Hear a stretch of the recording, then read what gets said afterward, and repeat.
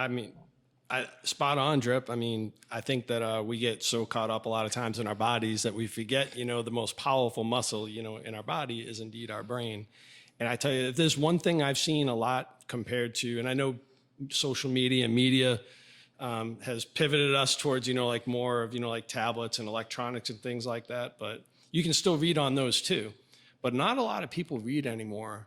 And I'm not saying that directly correlates with like people's intelligence or anything, but reading does give you experience. But whenever you take into account that, the hard paperback book is great. I'm doing a reread of Own War, Clausewitz, right now that I got some free time. But there's audiobooks that at one point I was speaking with one of the former commanding generals of Education Command. And we were sitting at a banquet and I said, "Hey, sir, what are you reading these days?" I was probably trying to be a smart ass. And as the night went on, we're talking. He's probably getting a little tired of me talking about this academic stuff.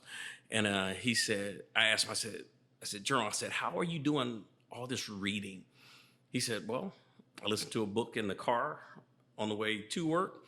When I get on the elliptical, I have a audio book that I listen to while I'm on the elliptical. Yeah. Have a book on my desk that I'm hard reading." He says, "I got another book in other various places that he's going through on top of the other things that he was doing every day." And I thought, again, the competitive nature in me, if he can do that, why can't I? So yeah. I got me an Audible subscription and really started going through some of the books that he was reading, some of the books that others were reading. And then whenever I started my doctorate program, there were just so many books that were out there on leadership that it really caused me to think how far behind I was. Back to that J.J. did tie buckle and those 11 leadership principles. What else was I missing in here? From Peter Northouse or the 33 laws of leadership development, all these things that were out there. I wanted to know more, and that's how I got it, was through those books and reading. Drip, I think quality of education matters. There's nothing more that's head scratching, right, than to have a Marine, that is either in an education program or they've achieved a bachelor's degree or a master's degree or something, and they can't, compile like a comprehensible email. They can't, write. They don't really have the English language down very well and stuff, but yet they have all these degrees. And that's just one way that kind of like a poor education and sort of that check in the box mentality that the Marine Corps builds in us, that can be the end result. It's more about get her done, get that check in the box for the promotion board rather than the quality of the education. I mean, I think Ice Cube said it best. You dumbass supposed to be in school to learn something. Right. He said something like that, right? In higher learning. That's it. Can you talk a little bit about, because, you started at AMU and then you went to Seton Hall, which is a very prestigious university, Creighton Hall, which is a very prestigious university. And again, I'm not dumping on AMU or anything, but you've been through kind of the one that is an option for many. Right. And then you went to the one they are going to prove and they are going to challenge your thoughts, your thesis. They're going to pick it apart and they're going to poke holes in your perspective. Can you talk a little bit about quality of education? Absolutely. First of all, I want no disrespect to any college or universities out there. There are some college or universities to buyer beware. You know who those are. Please go to the Department of Education's website to look and see which college and universities are doing good and which ones are doing bad. I highly recommend that. But for my experience, my education phenomenological journey, I'll put it to you in academic terms, AMU gave me a baseline for what I needed at the time. I was an infantry guy. I wanted to know how to do my job better, and part of that was processing intelligence. I wanted to understand what intelligence was, the intelligence cycle, the intelligence community, what HUMINT was, what OSINT was, and how it all comes into play, and it did. It helped me grow as a professional infantryman, platoon sergeant at the time. I did discussion boards, I read papers, all those things. I wrote a lot. No one else wrote my papers. I wrote a lot. Hint, hint, no one else wrote my papers. No one else should be writing your papers, not AI. That's a good note. Or anything else. Yes, plagiarism is not good. It's not good. You will lose what little bit of academic career you thought you had. And whenever I initially finished, I wanted to roll straight into a master's degree of asymmetrical warfare at American Military University. And they got rid of the program. Like, poof, it's gone. And then I had to figure something else out. I was talking with a mentor of mine, and he said, you've proven that you can do a bachelor's degree. Now you need to validate that by going to another place. He said, I'm not gonna tell you where, you pick it, we'll discuss it. Seton Hall took the foundation of what I was able to, what I'd formed at American Military University, the writing, the reading, those sorts of things, particularly in the intelligence studies program. They were very, very, very particular about how you wrote your papers, your citations, your sources. You know, similarly, you can think of how the IC gets information through its cycle to land on some senior leader's desk or decision maker's desk. It was that sort of scrutiny. And so whenever I got to Seton Hall, it was a hybrid program, and they demanded that we wrote well. It was a strategic communications and leadership program, emphasis on the communications perspective. Brevity was your friend, but it also had to be supported by academic prowess. It had to have sources to it. And if it was wrong, the professor did not hesitate to crush your soul and say, cite your source. That helped me whenever I got to Creighton University.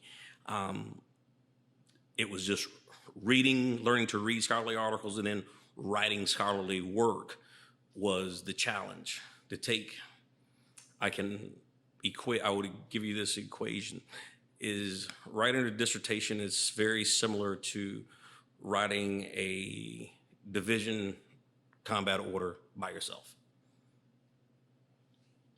Yeah, that's a challenge. Nobody's doing your logistics. Nobody's doing your admin.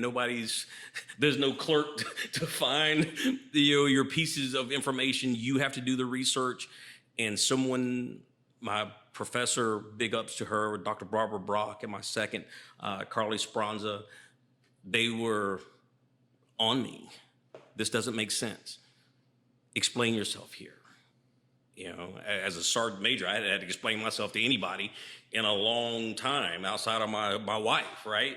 Yeah. And now I have these, my dissertation chair, the last mile, the last gate I need to get to accomplish my mission. And they're telling me, I don't understand it. Go back and write those 30 or 40 pages again. I just spent a month grinding these paragraphs into sentences and sentences into words and words into just letters over and over again to just come up with not just something, to come up with something that I thought was a direction. But I appreciate and absolutely honor their sage advice. Yeah. Yep. Because without it, I off on way to the left to on a topic that didn't address what my topic was at the time. It makes you grow, man. They help make you grow. And being challenged in an academic environment is probably the most beneficial thing about going to college, whatever program level you're in. It's really important. And what I would say to everybody is that the first thing I would say to you, and again, this isn't a dump on anybody, but be very careful. If they let everybody in, think about it, right? And what I used to tell the Marines all the time, Drip, I used to tell them this. I'd say, it doesn't matter whether you go to AMU or you go to Norwich like I did, or you go to Arizona State University online or Penn State University online. You are going to invest 20 hours a week to any one of those programs. Why not? If you're going to invest the same amount of time into each one of those schools, why not go to the one that has the most credibility? Yeah. And you're spending real money to get your education. That is real money that you want, for a lack of a better phrase, that academic challenge, that academic face punch, to walk away from it. It's kind of like going through drill instructor school or martial arts instructor course. If you didn't get hit one time or twist your knee one time at the martial arts instructor course, did you really go through the course? If you didn't look up one day and just completely exhausted, would you really honor what's expected of you out of that belt? So the academic piece, I understand that. I encourage you. Community college is a real thing. There are plenty of them in Jacksonville and New Bern and Camp Pendleton. They're utilize, if you need, while you have your TA, use those community colleges as a resource for your academic pieces, English, math, sciences. They will help you along the way. And then whenever you look at those universities, don't sell yourself short as to, well, hey, that's UCLA or that's USC or that's Arizona State or that's Harvard or Yale or Princeton. They're not going to accept me because I'm sergeant, staff sergeant, PFC, Lance Corporal. Hey, roll the dice. The worst thing they can tell you is no. I mean, Seton Hall told me yes. Creighton told me yes. I appreciate both of them for doing that. They could have said no, but that wouldn't have stopped me because I would have went somewhere else. I would have went to Villanova. I would have went to Howard. I would have went to La Loya. I would have went somewhere else to find it. Somebody was going to tell me yes, but then I had to prove that, hey, yeah, my bachelor's degree from American Military University, let me show you what I can do. And I graduated with honors, both times. Yeah. Shoot for the stars. I'm telling you, believe me, if Ed Parsons, can do it. I forgot about Harvard. They got an online program. I mean, you're going to invest the time anyway. Go out there and get the best quality that you can for your education. Brother, I respect, like your grind. A big reason why I brought you on the podcast, because the example that you set, for people, not just through academics, but just from, you as a person, the way you carry yourself, with grace. And you've always been just a phenomenal leader in the Marine Corps. And I think just a good friggin' dude.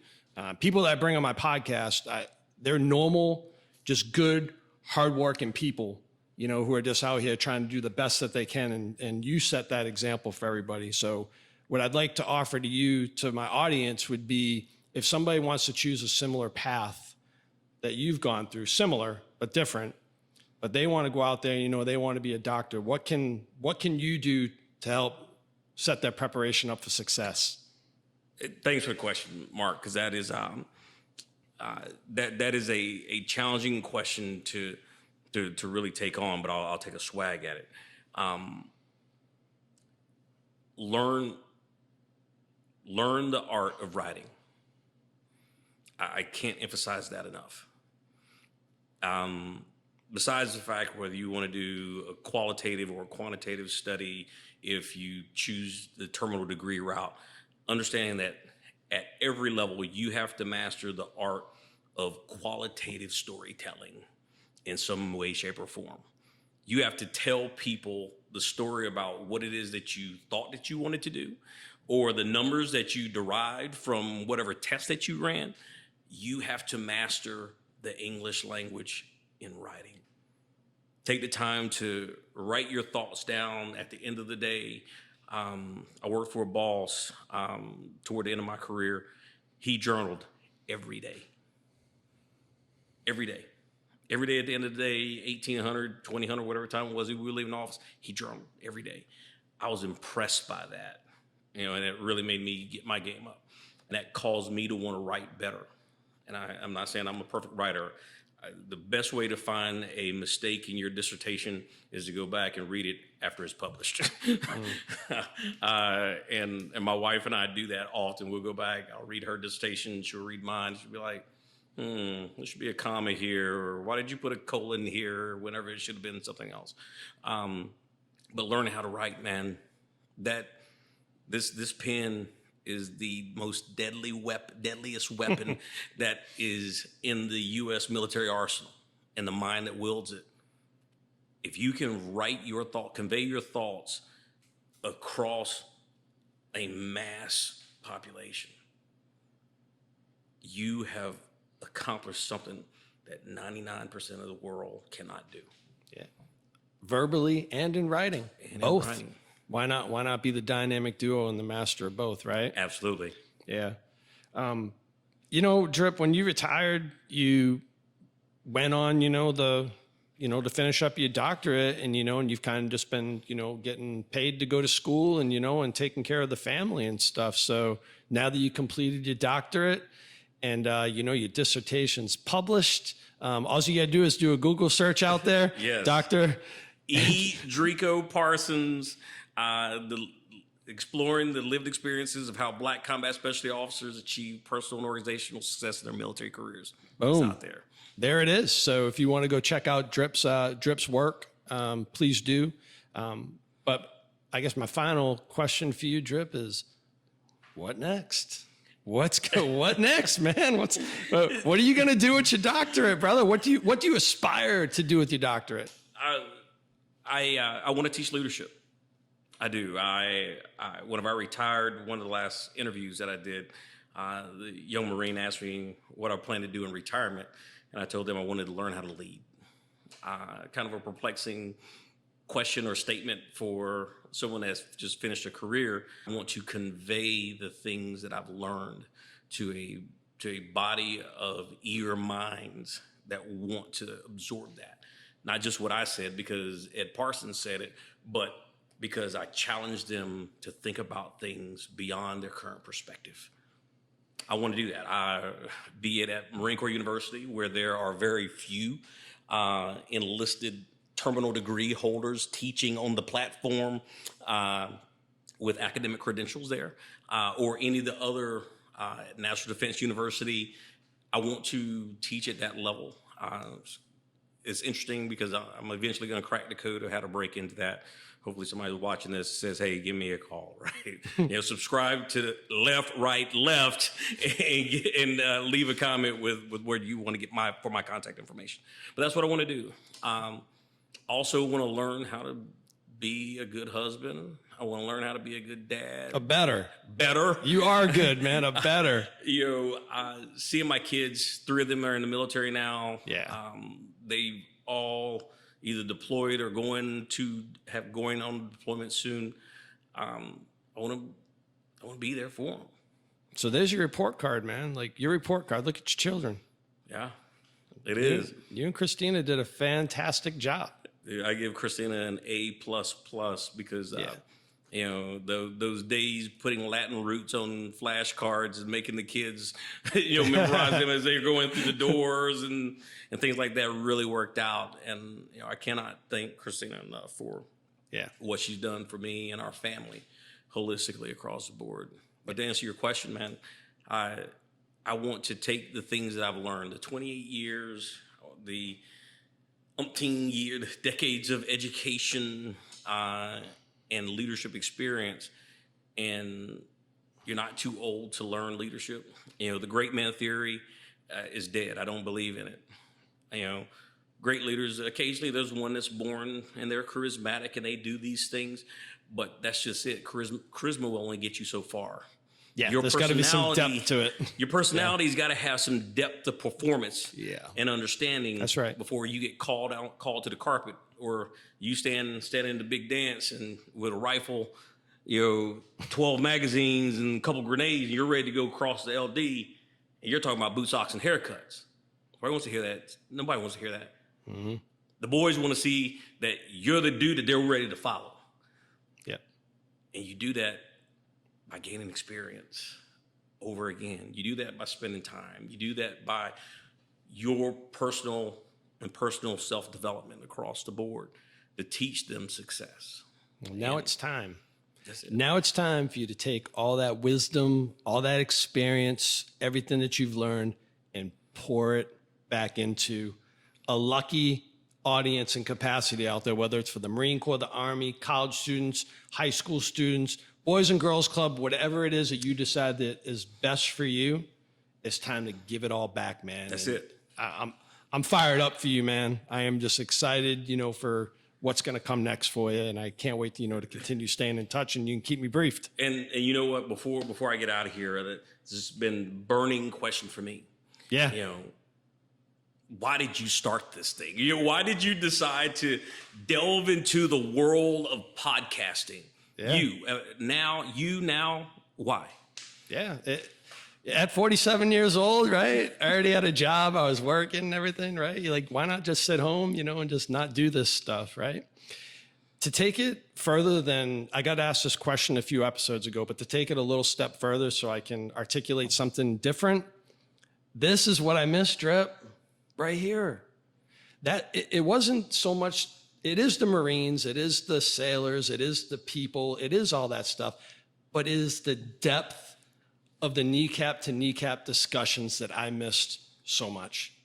When I got my DD 214 and that gets taken from you, I'm like, I can't lose this anymore. Like, I had a group of friends and, we smoke cigars and we have good times and stuff, but it's the depth of the conversation.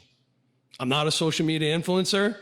I am a podcaster and a conversationalist. And that's the same thing I was in the Marine Corps. I was a conversationalist and a leader, and I missed it. Voila. So here you and I are, instead of having uniforms on, now we're out here in our civilian attire, sweating in my garage, getting ready to crack a friggin' beer, and do what we do. That's why I did it, bro. And I'll tell you, our we have several mutual friends, but one that we truly hold near and dear to our heart, Rich Pitchford. See you walk in the door whenever Rich came to us at Wounded Warrior Regiment, I thought, okay, this is a good dude. Yeah, this is a good dude. And whenever we sat down, we talked, and you let me know how genuine he was. Yeah, that did it for me, man. But the influence that we have with not only with our commanders, but with our peers that really give a shit. Yeah. There's not many. I mean, you look at your circle, and it's a small handful. That I could pick up the phone and say, hey, I haven't seen this one before. And you were one of those dudes, Yeah. But you and your boss, that's another took it on, man. That's a good point, man. Like that care, right? I couldn't stop caring just because I'm a retiree, and I'm not, part of the fraternity anymore. I couldn't just stop caring. Like, got to continue to give back. What good, Drip, is all this experience that we have if we don't share it? What good is it? None. It's worth not. Right. And you doing things like this with the podcast and continue on with the Amtrak community. And, those guys look at you, and you may be the old guy wearing the old retiree pin, but when that memorial goes up, Amtrackers from way back are going to come, and they're going to sit there, and to know that you had a small hand in that, even though it's probably pretty large with your following, it's got to be surreal. So how you feel about that? You're right about that, man. I tell you, the worst label besides coward, which I don't have that label, but would be studio gangsta. Right. I'd never want to be called a studio gangster. If I'm saying I'm about something, I'm going to be about it. So I think the memorial effort, we're going to do an update here in August. Donations are up, which are exciting. I think we're going to reach our threshold to break ground, meaning that we're going to keep our plot on the Walk of Fame down there, right, at the Museum of the Marine Corps. So going good. Still need a little bit more. Get a little bump. We got some plans. We got some ways we're going to do that. But we're going to close that deal, brother. And I appreciate you asking. Yeah, man. Hey, dude, it was my honor to have you on, Drip. I appreciate you sharing your wisdom with my audience. I appreciate the impeccable example that you set for all humans out there. And I want you to keep on frigging, getting after it, man. And I'm excited, for the next chapter for you. And I'm in your corner at all times, and you know that, man. All right, brother. Hey, no worries. Thanks for having me.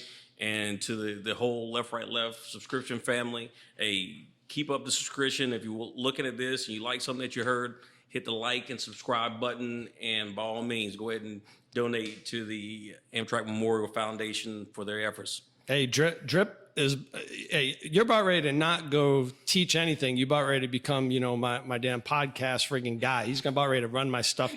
Thank you for the soundbite, man. I appreciate it. Hey, to everybody out there, I appreciate you tuning in this evening. It's been an absolute pleasure again. And hey, we'll be back here in a couple weeks with another episode. Until then, keep marching forward, achieve your goals, keep friggin' putting forth the effort. Even when it gets friggin' hard, keep going and don't friggin' quit. We never quit. I love you guys. Have a good one. Take care. Left, right, left.